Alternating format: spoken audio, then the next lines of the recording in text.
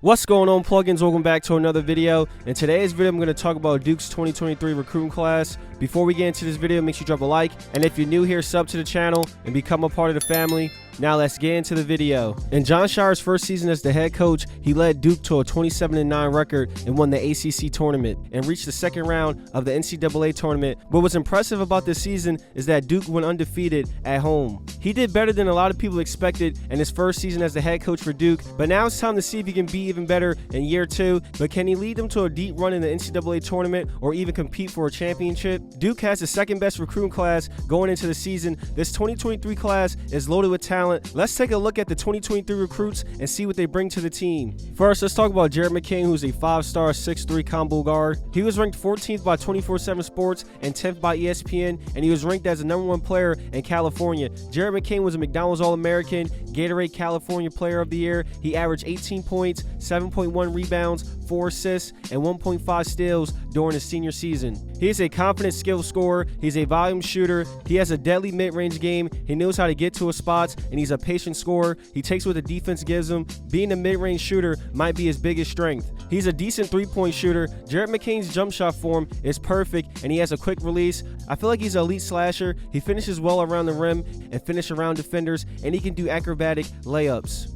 Also, when he drives to the rim, he likes to initiate contact by throwing his shoulder into defenders, and this helps him create space. Many games I watched of him, he does this a lot, and it works for him every time. He is a strong guard, and it looks like he got even stronger while being at Duke. It looks like this kid doesn't miss a weight room session. He has the potential to become a great through-level scorer. Some can argue he's already one. I'm not sure if he'll be in the starting lineup, but Jared McCain will be getting a lot of minutes, and he could turn out to be one of the best scorers on the team during his freshman season. Caleb Foster is a 5-star 6'5" point guard. He was ranked 22nd by 24/7 Sports and 24 by ESPN. He averaged 21.4 points, 6.8 rebounds, and 3.9 assists per game as a senior. Caleb Foster has a big frame and a long wingspan. He's a talented scorer. He has deep range, and he's a consistent three-point shooter. He's at his best being a catch-and-shooter. Duke will lean on Caleb Foster a lot during the season to be a consistent scorer and making big shots and clutch moments. Most of the time when Duke struggles, it's because they don't have a consistent scorer, but Caleb Foster can probably fix those problems. He is tough to guard in one-on-one situations. He might be one of the best ISO scorers in the 2023 class. He can break down defenders with crossovers and hesitation moves. He uses his quickness to get by defenders.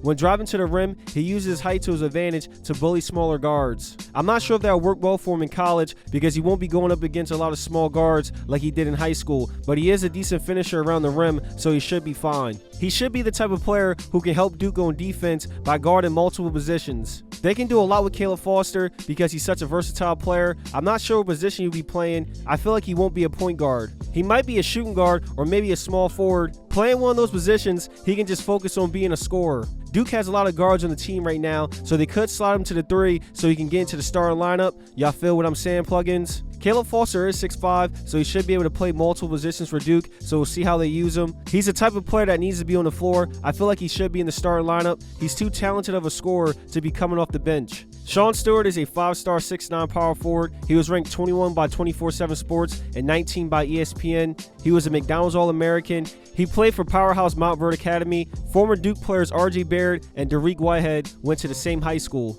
Sean Stewart is a strong, bouncy, athletic power forward. He's an explosive player who likes to play above the rim. He runs the court well, and he'll be a nice lob threat in transition. He has shown flashes during his high school career that he has a mid-range game. He's not just a slasher and dunker. He can shoot the ball. Shooting is not his biggest strength, but he's capable of knocking down shots from the perimeter if you leave him open. He's a solid rebounder and an elite shot blocker. Since he's an explosive player, this helps him on defense. He could probably average 2 to 3 blocks per game during his freshman season. Also, he's the type of player who can guard multiple positions. I've seen him guard point guards, and he held his own in high school. TJ Powers is a 6'8" power forward. He was ranked 16 by 24/7 Sports and 32 by ESPN. He's a great shooter from the perimeter. He can play on the ball and off the ball. He plays with toughness. He has a high motor. He's a good passer, and he doesn't play with a lot of flash, but he's overall a solid prospect. Most scouts are saying he needs to play college basketball for 2 years, but he's 6'8". He has the size of a typical NBA prospect, so I can see him being a one-and-done player and getting drafted late in the first round based off potential. He'll be a solid player coming off the bench because he can do it all: shoot, pass,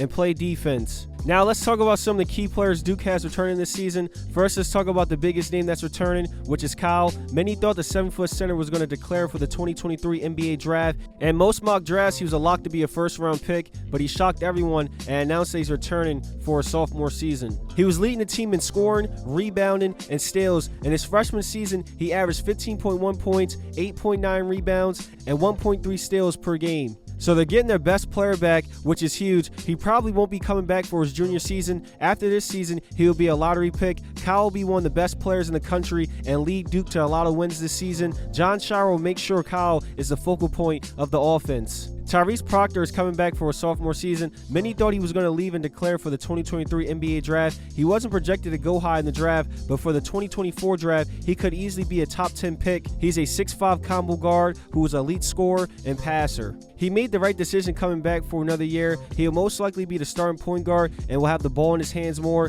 During his freshman season, he averaged 9.4 points and 3.3 assists, shooting 38% from the field and 32% from three. His numbers are going to be way better during his sophomore season.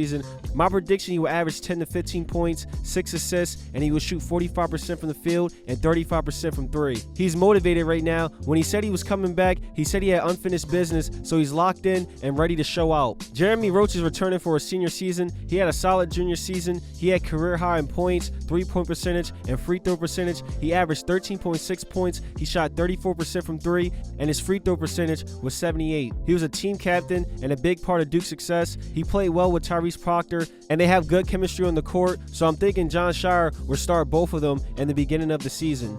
Jeremy Roach played well in the off-the-ball role, and this helped them become a better scorer and drastically improve Duke's offense. They had success with that backcourt, but I feel like this won't be the same backcourt in March. McCain or Caleb Foster will be in the starting backcourt when it's all said and done. Mark Mitchell is returning for a sophomore season. He averaged 9.1 points, 4.5 rebounds, and 1.2 assists per game. The 6'8" forward was one of Duke's best defenders. In many games, he had the job to guard the opposing team's best player to take the pressure off of Tyrese Proctor and Jeremy Roach. Duke will be a great team on defense with Mark Mitchell leading the way. He was overall improving in a lot of areas of his game towards the end of the season, so I expect him to take a big jump this season. Duke is going to be good this season. They have some key veteran players returning with a talented freshman class coming in. My prediction is that they'll win 30 games and make it to the Sweet 16 and win the ACC tournament again. They won't go undefeated at home again, but they will have a good home record. Most people consider Jon Scheyer as one of the best coaches in college basketball, but he's going to have to prove this season that his first season wasn't a fluke. Y'all feel what I'm saying, plugins? How good would Duke be this season? Could this Duke team finish undefeated? How many freshmen will start this season? Drop your opinions in the comments. Make sure you drop a like on the video and sub to the channel. I'm working on a Michigan State breakdown video, so make sure you turn on post notifications so y'all don't miss out on that. I appreciate y'all, and I'll see you in the next video. Till next time.